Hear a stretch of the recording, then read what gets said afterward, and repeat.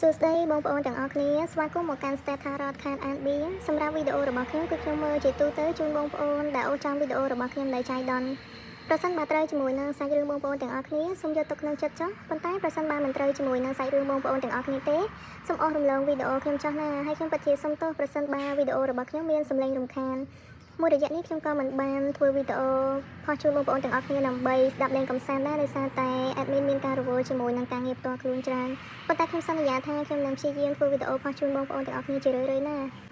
សម្រាប់សំណួររបស់យើងនៅថ្ងៃនេះគឺចង់សួរថាតើយើងកំពុងតែមានអារម្មណ៍បែបណាហើយមនុស្សនៅជុំវិញខ្លួនយើងគេមើលមកយើងបែបណាដែរនៅពេលនេះហើយយើងនឹងជួបរឿងអ្វីខ្លះដែរអញ្ចឹងសន្លឹកបៀខ្ញុំបានដោះរួចរាល់ហើយបងប្អូនគឺចំនួន5សន្លឹកនេះតើអត្ថន័យសន្លឹកបៀទាំង5នេះចង់ប្រាប់យើងបែបណាដែរហើយមានអ្វីដើម្បីណែនាំយើងទេសម្រាប់សន្លឹកបៀទី1គឺជាសន្លឹកបៀ Ten of Swan សន្លឹកបៀទី2គឺជាសន្លឹកបៀ Ten of Swords សន្លឹកបៀទី3គឺ Queen of Swan សន្លឹកបៀទី4គឺ Seven of Swan និងសន្លឹកបៀទី5ចុងក្រោយគេគឺ Eight of Pentacles តើសន្លឹកបៀនេះមានអ្វីចង់ណែនាំមកកាន់យើងទេសន្លឹកបៀ Ten of Swan នេះគឺជាសន្លឹកបៀដែលតំណាងឲ្យការងារការទទួលខុសត្រូវការលះបង់ច្រើននៅក្នុងរឿងការងារហើយម្ចាស់សន្លឹកការដែលចូលមកមើលវីដេអូនេះអាចនឹងមានបញ្ហាសុខភាពផងដែរនាពេលបច្ចុប្បន្ននេះបញ្ហាសុខភាពពាក់ព័ន្ធជាមួយនឹងការឈឺខ្នងឈឺកឈឺស្មាឬក៏ឈឺចង្កេះហើយក៏សំដៅទៅលើបន្ទុកការងារច្រើនពេករហូតដល់ម្ចាស់សន្លឹកបៀនេះគាត់ពិបាកនៅក្នុងការផ្លាស់ទីទៅធ្វើការងារផ្សេងៗឬក៏នៅពេលនេះអារម្មណ៍របស់គាត់ចង់ផ្លាស់ប្ដូរការងារក៏គាត់អាចផ្លាស់ប្ដូរបានភ្លាមៗទៅតាមអារម្មណ៍ដែរដោយសារតែគាត់មានបន្ទុកក៏ដូចជាទំនួលខុសត្រូវជាច្រើនជាមួយនឹងសាច់ញាតិបងប្អូនក៏ដូចជាអ្នកផ្ទះហើយបងប្អូនខ្លះដែលចូលមកមើលវីដេអូនេះម្ចាស់សន្លឹកបៀនឹងអាចនឹងមានទំនួលខុសត្រូវពាក់ព័ន្ធជាមួយនឹងជួយសាច់ញាតិបងប្អូនឲ្យរៀនសូត្រទៀតផងហើយនៅពេលដែលទំនួលខុសត្រូវច្រើនគាត់រែកគុណច្រើនគឺអារម្មណ៍របស់គាត់នៅពេលនេះគឺគាត់ពិបាកចិត្តមែនតើគាត់មានអារម្មណ៍ថា stress ហត់នឿយខ្ញុំមើលទៅតាមសន្លឹកបៀទេបងប្អូនបើសិនជាមិនត្រូវជាមួយនឹងសាច់រឿងទេអាចអូសរំលងវីដេអូខ្ញុំបានណាបងប្អូនអាចមើលដល់សន្លឹកបៀរបស់យើងក៏ដឹងដែរថាសន្លឹកបៀនេះនៅក្នុងរូបភាពនេះមនុស្សម្នាក់នឹងគាត់រែកគុណទុកលំបាកប៉ុណ្ណាមានន័យថាទុកលំបាករបស់គាត់ពេលនេះអារម្មណ៍របស់គាត់គឺធ្ងន់មែនតើគាត់ហត់នឿយមែនតើដោយសារតែបន្ទុកច្រើនហើយមានរឿងច្រើនដែលត្រូវដោះស្រាយ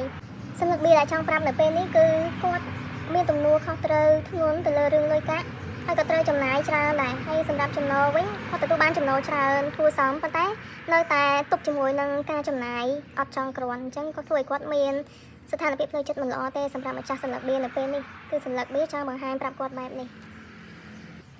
ចាស់សន្លឹកបៀ Ten of Swords នេះវិញតើមានអត្ថន័យបែបណាហើយចង់ប្រាប់ទៅកាន់ម្ចាស់សន្លឹកបៀនេះបែបណាដែរពាក់ព័ន្ធជាមួយនឹងអារម្មណ៍និងមនុស្សជុំវិញខ្លួនដែរមើលមកកាន់គាត់សន្លឹកបៀនេះគឺមានន័យថាជាការចោះចាញ់រូបមនុស្សដែលមានដាវជាច្រើនចាក់នៅលើខ្លួនប្រាណរបស់គាត់នេះគឺតំណាងឲ្យការជួយចាប់ឬក៏ការចោះចាញ់អ្វីមួយហើយក៏តំណាងឲ្យការមានបញ្ហាសុខភាពដុនដាបដែរអ្នកខ្លះគាត់អាចនឹងកំពុងដេកព្យាបាលនៅមួយកន្លែងឬក៏មានការវះកាត់នៅពេលឆាប់ខាងមុខនេះដែរហើយពាក់ព័ន្ធជាមួយនឹងការងារវិញគឺ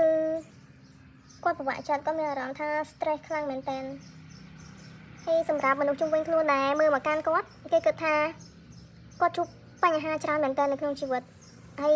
គាត់មានការតស៊ូលះបង់សម្រាប់មនុស្សជុំវិញខ្លួនច្រើនមែនតើអ្នកដទៃគេមើលមកគិតថាយើងជាមនុស្សដែលតស៊ូអត់ធ្មត់ហើយមើលទៅយើងហត់នឿយនឹងជីវិតមួយនេះមែនតើគេគិតថាយើងមានបញ្ហាស្មុគស្មាញរឿងគ្រួសារដែលត្រូវដោះស្រាយឬក៏អ្នកខ្លះដោះស្រាយបញ្ហាគ្រួសារអត់ទាន់ចេញទេពាក់ព័ន្ធជាមួយនឹងគ្រួសារមនុស្សជុំវិញខ្លួនឬក៏កូនចៅអីហើយមានបងប្អូនខ្លះក៏គាត់អាចនឹងមានបញ្ហាជាមួយអ្នកដទៃដែរអាចនៅកន្លែងការងារឬក៏មិត្តភ័ក្តិឬក៏មនុស្សដែលអ្នកធ្លាប់ស្គាល់អាចមានបញ្ហាជាមួយគ្នាទៅហើយខ្ញុំលើកទឹកចិត្តប្រសិនបើបងប្អូនដែលមានបញ្ហារឿងឲ្យគេខ្ចីលុយអីហើយគេមិនសងអីកំឡុងពេលនេះគឺអត់ទាន់មានដំណោះស្រាយល្អទេអត់ទាន់មានរឿងរ៉ាវល្អចូលមកទេអញ្ចឹងពាក់ព័ន្ធជាមួយនឹងការឲ្យនរណាម្នាក់ខ្ចីលុយឬក៏រំពឹងលុយដែលគេខ្ចីយើងគេសងត្រឡប់មកយើងវិញគឺអត់មានលទ្ធផលល្អទេនៅពេលនេះអញ្ចឹងពាក់ព័ន្ធមួយរឿងលុយមួយខ្ញុំអត់លើកទឹកចិត្តឲ្យអ្នកចូលមកមើលវីដេអូរបស់ខ្ញុំឲ្យលុយទៅកាន់មិត្តភ័ក្តិឬក៏បងប្អូនដែលគាត់មិនមានទំនួលខុសត្រូវនៅក្នុងការសងត្រឡប់មកវិញកុំឲ្យពួកគាត់ខ្ចីអីពីព្រោះ admin ផ្ទាល់ក៏ពិបាកនៅក្នុងការដែលទីលុយគេមកវិញដែររាល់ថ្ងៃមានអ្នកជពាក់លុយ admin ដែរតែ admin ពិបាកទីលុយត្រឡប់មកវិញមែនតើនៅពេលដែលយើងឲ្យគេខ្ចីស្រួលប៉ុន្តែនៅពេលដែលគេសងត្រឡប់មកយើងវិញដូចតឹងដូចយូរដែរអញ្ចឹងបើមានលុយទុកចិត្តនឹងខ្លួនចាស់កុំធ្វើបន់អីព្រោះអីមនុស្សខ្លះមិនស័ក្តិសមជាមួយនឹងការធ្វើបន់ទេអត់ស័ក្តិសមនឹងឲ្យយើងធ្វើបន់ជាមួយធ្វើអំពើល្អជាមួយទេអញ្ចឹងសន្លឹកបៀនេះគឺបង្ហាញថា ម្ចាស់សន្លឹកបៀដែលចូលមើលវីដេអូនេះគាត់កំពុងតែជួបរឿងលំបាកស្មុគស្មាញហើយហត់នឿយមែនតើពេលខ្លះគាត់សឹងតែបាក់ទឹកចិត្តហើយពេលខ្លះគាត់សឹងតែបោះបង់ប៉ុន្តែដោយសារតែមានទំនួលខុសត្រូវនៅបន្ទុកជាច្រើនដែលគាត់ត្រូវដោះស្រាយត្រូវរ៉ាប់រងចឹងគាត់អាចឈប់បានទេទោះបីជាហត់នឿយយ៉ាងណាក៏ដោយទោះបីជាចង់បោះបង់ក៏ដោយប៉ុន្តែมันអាចបោះបង់បានទេត្រូវតែងើបតស៊ូបន្តដំណើរទៅមុខទៀតដើម្បីដោះស្រាយបញ្ហាដើម្បីជីវភាពក៏ដូចជាដើម្បីជួយមនុស្សជុំវិញខ្លួនសម្រាប់សន្លឹកបៀ Ten Oxford នេះក៏ចង់ប្រាប់ទៅកាន់ម្ចាស់សន្លឹកបៀផងដែរថាអ្នកខ្លះគាត់អាចនឹងមានបញ្ហាសុខភាពឈឺចង្កេះឈឺឆ្អឹងឈឺឆ្អែងឈឺខ្នងឬក៏ការងារមិនរលូនអីប៉ុន្តែសម្រាប់អ្នកខ្លះទៀតគឺគាត់អាចនឹងត្រូវបានគេធ្វើអំពើផ្លូវងងឹតហើយគាត់ឈឺចាក់ដោតជាខ្លាំងអញ្ចឹងខ្ញុំមើលទៅតាមសន្លឹកបៀទេបងប្អូនពីព្រោះនៅក្នុងសន្លឹកបៀនេះគេបង្ហាញថាពាក់ព័ន្ធជាមួយនឹងបងប្អូនខ្លះគាត់អាចត្រូវអំពើខ្មៅឬក៏មន្តអាគមគេអញ្ចឹងបើសិនជាចំណាំមើលទៅខ្លួនឯងដូចខុសប្រក្រតីឬក៏ពាក់ព័ន្ធជាមួយនឹងបញ្ហាសុខភាពយើងខុសប្លែកពីមុនច្រើនយើងអាចរើមើលដោះពាក់ព័ន្ធជាមួយនឹងផ្លូវងឹតបងប្អូនពីព្រោះរឿងហ្នឹងអ្នកខ្លះគាត់មិនជឿទេសូម្បីតែ admin ផ្ទាល់ក៏ admin មិនសូវជឿដែរតែបន្ទាប់ពីឆ្លងកាត់រឿងជាច្រើនហើយសាច់ញាតិបងប្អូនតែនៅជុំវិញខ្លួន admin ក៏ធ្លាប់ត្រូវពាក់ព័ន្ធជាមួយនឹងអំពើមន្តអាគមខ្មៅរបស់គេដែរអញ្ចឹង admin លើកទឹកចិត្តប្រសិនបើមានអារម្មណ៍ថាខ្លួនឯងប្លែកខុសពីមុនឆ្ងាយហើយស្មុគស្មាញ toxic ឬក៏មានអារម្មណ៍ថាអារម្មណ៍យើងប្រែប្រួលអត់ដូចមុនទេអញ្ចឹងអាចទៅរកគេមើលថាយើងមានជាប់មន្តអាគមខ្មៅរបស់អ្នកណាដែលគាត់ប៉ុនប៉ងគិតមិនល្អមកលើយើងអត់ហើយគាត់ចង់ផ្ចាញ់ផ្សាយើងអញ្ចឹងពួកអីមកលើយើងស្គាល់មកតែយើងមិនស្គាល់ចិត្តគេទេមិនដឹងថាអ្នកណាគេមានបំណងល្អឬក៏មិនល្អមកលើយើងទេអញ្ចឹងអត់មានលើកទឹកចិត្តឲ្យទៅរកគេមើលទៅហើយបើសិនជាអាចឲ្យឪពុកម្ដាយយើងស្រោចទឹកឲ្យរៀងរាល់ថ្ងៃសិលណាបងប្អូនទាំងអស់គ្នាអាចយើងឆ្លាស់មកឆ្លាស់មាត់ឡើងវិញបានចុះសម្រាប់សន្លឹកបៀ Queen of Swan វិញសន្លឹកបៀនេះគឺមានអត្ថន័យបែបណាដែរសន្លឹកបៀ Queen of Swan ហ្នឹងគេចង់បង្ហាញយើងថាអ្នកដែលចូលមកមើលវីដេអូខ្ញុំអាចជាស្ត្រីច្រើនជាងបរិសុទ្ធហើយគាត់អាចមានអាយុចាប់ពីចន្លោះ20ឆ្នាំឡើងគាត់អាចមានសម្បល់ពីរពណ៌ផងដែរអ្នកខ្លះគាត់សម្ដែងបាយអ្នកខ្លះគាត់ក៏សទៅប៉ុន្តែអ្នកមកមើលវីដេអូនេះប្រហែលជាអត់មានអ្នកខ្មៅទេអាចគេហៅថាសម្បល់ស្រអែមសម្ដែងបាយឬក៏សតែម្ដងអ្នកមកមើលវីដេអូនេះហើយគាត់មានចរិតសុភាពរាបសារមានកិរិយាមារយាទល្អជាមនុស្សដែលស្រឡាញ់ក្មេងៗផងដែរស្រឡាញ់សត្វចិញ្ចឹមហើយអាចចូលបានគ្រប់សង្គមសម្រាប់ខ្លួនគ្រប់ទម្រង់មនុស្សហើយពូកែការងារទាំងខាងក្រៅផ្ទះនិងខាងក្នុងផ្ទះផងដែរហើយគាត់រហ័សរហួនឆ្លាតមានភាពច្នៃប្រឌិតប៉ុន្តែសម្រាប់អ្នកចូលមកមើលវីដេអូមួយនេះគាត់អាចនឹងមានចិត្តក្តៅបន្តិចដែរអាហ្នឹងពាក់ព័ន្ធមួយអារម្មណ៍របស់គាត់ឬក៏គេមើលមកពីខាងក្រៅមកមើលមកកាន់យើងជាមនុស្សដែលមានចិត្តក្តៅដែរប៉ុន្តែយើងមានកិរិយាមារយាទល្អចរិតរំទុំរៀបសារហើយមើលទៅយើងស្រឡាញ់សត្វចិញ្ចឹមហើយពូកែទាំងការងារខាងក្រៅនិងខាងក្នុងផ្ទះអ្វីដែលគេមើលមកយើងហើយរឿងល្អដែលយើងនឹងជួបយើងមិនមែនជួបពាក់ព័ន្ធជាមួយនឹងយើងពិបាកចិត្តអីទាំងអស់នេះជួបបញ្ហាច្រើននេះមិនមែនយើងជួបរហូតពេញមួយជីវិតទេយើងអាចនឹងជួបរឿងល្អៗជីវិតមិនមែនចេះតែខ្មៅងឹតរហូតទេព្រះអាទិត្យក៏មិនមែនចេះតែលិចរហូតដែរមានថ្ងៃលិចមានថ្ងៃរះជីវិតក៏ដូចគ្នាដែរអញ្ចឹងពាក់ព័ន្ធជាមួយនឹងម្ចាស់សន្លឹកការបន្ទាប់ពីគាត់ជួបរឿងមិនល្អហើយឆ្លងទុំលំបាកហើយគាត់អាចនឹងមានដំណឹងល្អពាក់ព័ន្ធជាមួយនឹងការងារហើយចំពោះមនុស្សស្រីដែលចូលមើលសន្លឹកការនេះគាត់អាចនឹងទទួលបានដំណឹងល្អពាក់ព័ន្ធជាមួយនឹងការឡើងតំណែងការងារផងដែរហើយអាចមានទូនាទីធំជាងមុនសន្លឹកការគេបញ្ជាក់បែបនេះហើយគាត់អាចទទួលបានលៀបប៉ុន្តែបើសិនបើគាត់ជាមនុស្សប្រុសគាត់អាចនឹងទទួលបានការងារពីមនុស្សស្រីដែលគាត់ជួយហើយមានមនុស្សស្រីបង្ហាញផ្លូវជីវិតឲ្យគាត់មានភាពល្អប្រសើរជាងមុនផងដែរអញ្ចឹងមិនថាទាំងមនុស្សប្រុសទាំងមនុស្សស្រីមកមើលវីដេអូនេះគឺគាត់មានសំណាងដូចគ្នាសម្រាប់មនុស្សស្រីគាត់មានសំណាងពាក់ព័ន្ធជាមួយនឹងការឡើងតំណែងការងារឬក៏ទូនាទីធំជាងមុនហើយសម្រាប់មនុស្សប្រុសក៏ដូចគ្នាដែរគាត់មានមនុស្សស្រីជួយពាក់ព័ន្ធជាមួយនឹងរឿងការងារក៏ដូចជាចង្អុលបង្ហាញផ្លូវជីវិតឲ្យមានភាពប្រសើរជាងមុនដូចគ្នាសម្រាប់ការ Queen of Swan នេះចំពោះរឿងលុយកាក់គាត់អាចនឹងមានចំណូលល្អបើសិនបើគាត់ជាមនុស្សស្រីគាត់ជាមនុស្សដែលពូកែរកលុយមានសមត្ថភាពអាចកសាងឋានៈដោយខ្លួនឯងបានហើយអាចមានលាភសំណាងហើយបើសិនជាគាត់ជាមនុស្សប្រុសគឺគាត់មានមនុស្សស្រីឧបត្ថម្ភពីខាងក្រោយបើសិនជាមានបញ្ហាជួបប្រទះបញ្ហាអីទៀតនឹងមានមនុស្សស្រីចូលមកជួយរឿងលុយកាក់ហើយសម្រាប់មនុស្សស្រីគឺគាត់អាចកសាងឋានៈឬក៏រកលុយបានដោយខ្លួនឯងសម្រាប់សន្លឹកការ Seven of Swan នេះមិនថាមនុស្សប្រុសឬក៏មនុស្សស្រីដែលចូលមកមើលវីដេអូមួយនេះទេសន្លឹកការនេះគឺតំណាងឲ្យមនុស្សដែលមានភាពអង់អាចក្លាហានមានមហិច្ឆតា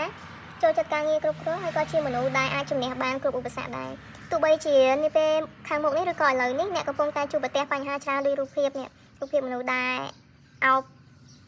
ឈើជាច្រើននេះហើយរូបភាពមនុស្សដែលដេកដួលមានដាវមានអីចាក់នេះអញ្ចឹងនៅពេលដែលយើងជួបប្រទះបញ្ហាច្រើនស្មុគស្មាញយើងស្ទើរតែបោះបង់ប៉ុន្តែយើងមានការតស៊ូហើយយើងជួបរឿងល្អៗហើយ ទោះបីជាពេលវេលាដែលយើងបានឆ្លងកាត់វាហត់នឿយបន្តិចមែនហើយពេលខ្លះវាអត់សមទៅតាមបំណងដែលយើងចង់បានទេប៉ុន្តែយើងនៅតែព្យាយាមតស៊ូជំនះសញ្ញា B7 Osman មានន័យថាយើងជាមនុស្សដែលក្លាហានមានមហិច្ឆតាអង់អាចហើយអាចតស៊ូជំនះបាននៅគ្រប់ឧបសគ្គដែលយើងបានឆ្លងកាត់ទោះបីជាជីវិតនេះហត់នឿយបន្តិចមែនប៉ុន្តែជីវិតនឹងទទួលបានផលដោយបំណងបងប្អូនទាំងអស់គ្នាសម្រាប់មនុស្សស្រីដែលចូលមកមើលសញ្ញាកាត់នេះដែលមិនទាន់មានស្នេហាគាត់អាចនឹងជួបមនុស្សប្រុសដែលល្អម្នាក់ហើយចំពោះរឿងការងារគឺធ្លាប់តែហត់នឿយមិនអាចដោះស្រាយបានគឺអាចដោះស្រាយបានដោយមិនពិបាកដូចមុនទៀតទេយើងអាចដោះស្រាយបញ្ហាទាំងអស់បានដោយរលូនចំពោះរឿងលុយកាក់ទោះបីជាយើងមានចំណូលពាក់ព័ន្ធជាមួយចំណូលរបស់យើងមានការលំបាកបន្តិចមានការហត់នឿយច្រើនទើបទទួលបានលុយកាក់ប៉ុន្តែបើមានគម្រោងពឹងពាក់គេរឿងលុយកាក់រឿងការចំណាយអីចូលមានការប្រយ័ត្នពួកអីជាពេលវេលាដែលយើងត្រូវសំអត់មិនជាពេលវេលាដែលយើងត្រូវចំណាយលុយកាក់ចំពោះអ្នកណាម្នាក់ទៀតទេហើយក៏មិនជាពេលវេលាដែលយើងមានលុយដើម្បីឲ្យអ្នកណាម្នាក់ខ្ចីឬក៏ជួយទំនុកបម្រុងអ្នកណាទៀតដែរសម្រាប់Bគឺគេចង់ប្រាប់យើងថាឲ្យយើងមានទម្លាប់នៅក្នុងការសន្សំហើយទុកដាក់លុយកាក់របស់យើងខ្លួនឯងនឹងឲ្យបានល្អបំផុតសម្រាប់ការគឺគេចង់ប្រាប់យើងបែបនេះបងប្អូនចាស់សម្រាប់ការ Act Out Pentacle នេះសម្រាប់ការដែលមានរូប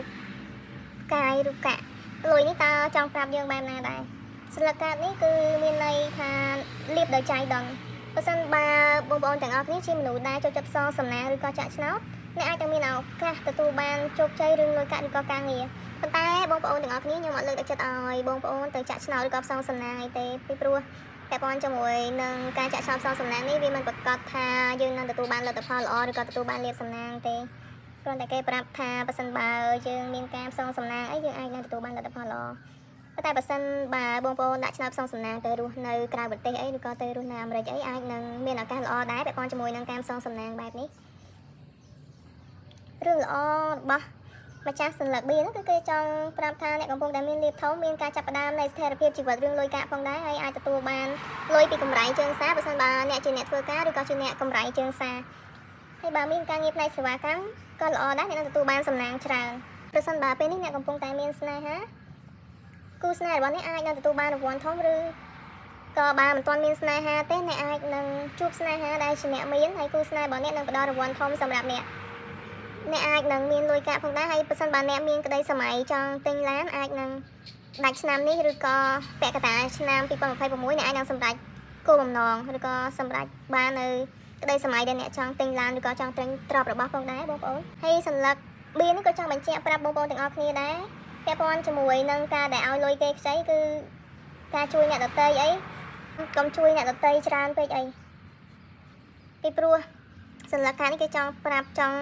alert ដល់បងប្អូនទាំងអស់គ្នាថាពាក់ព័ន្ធជាមួយនឹងការចំណាយលុយទៅកាន់មនុស្សជុំវិញខ្លួនក៏ដូចជាឲ្យគេខ្ចីអីយើងកុំចិត្តល្អពេកអីពីព្រោះគេឲ្យយើងប្រយ័ត្នពាក់ព័ន្ធជាមួយនឹងលុយកាក់ផងដែរធ្វើត្បិតតែយើងមានសំណាងយើងអាចនឹងសម្រេចបានរឿងល្អៗជាច្រើនបន្ទាប់ពីយើងឆ្លងកាត់ទុក្ខលំបាកឆ្លងកាត់ភាពហត់នឿយស្ទើរតែបោះបង់គឺយើងជួបរឿងល្អប៉ុន្តែទាមទារឲ្យយើងខិតខំប្រឹងប្រែងដែរខិតខំប្រឹងប្រែងហើយសំចៃទៀតអញ្ចឹងពាក់ព័ន្ធមួយការដែលឲ្យគេខ្ចីលុយឬជួយនរណាម្នាក់ដែលមិនគួរជួយយើងគួរកាត់បន្ថយបងប្អូនទាំងអស់គ្នាអញ្ចឹងសម្រាប់វីដេអូនេះគឺខ្ញុំមានតែប៉ុណ្្នឹងទេហើយសូមបងប្អូនទាំងអស់គ្នាស្រូបយកតែ energy ក៏ដូចជាធម៌ពលល្អៗចុះហើយសម្រាប់រឿងដែលមិនល្អមិនត្រូវជាមួយនឹងសាច់រឿងបងប្អូនទាំងអស់គ្នាទេសូមកាត់វាចេញចុះ